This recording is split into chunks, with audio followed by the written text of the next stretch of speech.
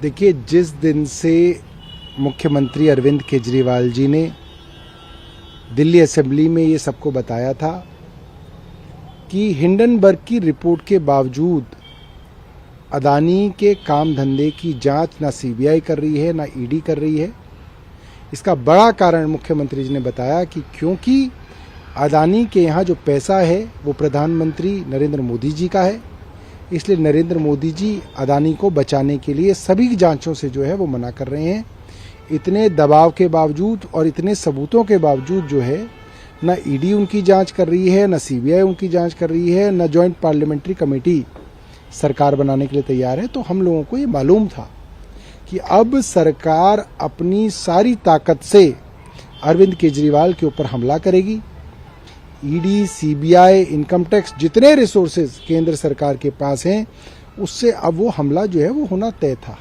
जी, वहीं बीजेपी आरोप लगा रही है कि सीबीआई सबूत इकट्ठा कर रही थी, जो आरोपी पकड़े गए हैं उन्होंने ये कबूल किया है और अब सीएम पैसे लेते थे, इस तरीके के तमाम आरोप लगाए जा रहे हैं। देखिए, मुझे जितना पता चला है, जितना मैंने उनकी चार्जशीट देखी है या सीबीआई ईडी ने जो कोर्ट में सबमिशन की है वो देखी है, एक भी डॉक्यूमेंट्री एविडेंस, एक भी रुपए का नकद या कोई प्रॉपर्टी सीबीआई ईडी ने डिस्क्लोज नहीं की है।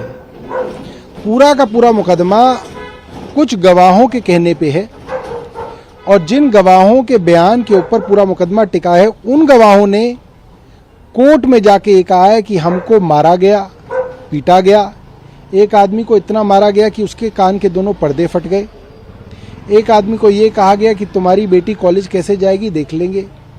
किसी के बुजुर्ग माँ बाप के ऊपर दबाव बनाया गया और सब गवाहों ने खुद कोर्ट में कहा कि हमें मार पीट के दबाव डाल के हमसे ये जो है गवाहियां ली गई हैं। तो इस तरीके की दबाव वाली गवाहियां जो है वो कोर्ट में नहीं चलती। जैसे ही आप कोर्ट में जाएंगे, ये पूरा का पूरा जो झूठा केस है बिखर के गिर जाएगा, इसमें कुछ नहीं।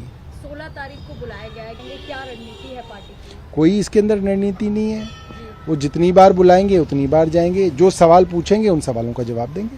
बीजेपी लगातार ये आरोप लगा रही है, ये कह रही है कि अब कट्टर बेईमान के नाम पर उन्हें बुला रहे हैं, सीएम को कट्टर बेईमान। अब देखिए, भारतीय जनता पार्टी एक घटिया पार्टी है। खुद किसी को बेईमान कहते हैं। हेमंत बिस्व शर्मा को बेईमान कहते थे। हेमंत बिस्व शर्मा कांग्रेस के हेल्थ मिनिस्टर होते थे, उनके खिलाफ 6 महीने भारतीय जनता पार्टी ने कैंपेन चलाया, ईडी सीबीआई की जांच करवाई और फिर उनको भारतीय जनता पार्टी में ज्वाइन करा लिया। अब कोई नाम भी नहीं लेता।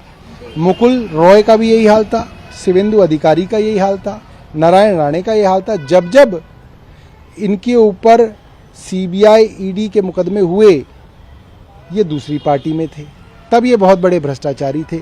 फिर इनको बीजेपी ने अपनी पार्टी ज्वाइन करा लिया। अब ये मुकदमों के बारे में जो है ना भारतीय जनता पार्टी बात करती, ना मैं अखबार में उसको देखता। तो ये तो सिर्फ एक दबाव बनाना है कि आप अपनी पार्टी छोड़ के भारतीय जनता पार्टी में आ जाइए, वरना आपको परेशान करेंगे। तो बीबीसी को भी नहीं छोड़ते। दुनिया की सबसे विश्वसनीय मीडिया एजेंसी बीबीसी, जिसकी तारीफ खुद प्रधानमंत्री करते थे, आज इनके हिसाब से तो उसके ऊपर भी ईडी की पूछताछ चल रही है, इनकम टैक्स की पूछताछ चल रही है। तो ये जो लोकतंत्र के अंदर सारी की सारी एजेंसीज का दुरुपयोग है, वो सारी दुनिया देख रही। पहले तो सिर्फ हिंदुस्तान देख रहा था, अब बीबीसी के बाद जो हमला हुआ है उसके बाद अब तो सारी दुनिया देख रही है।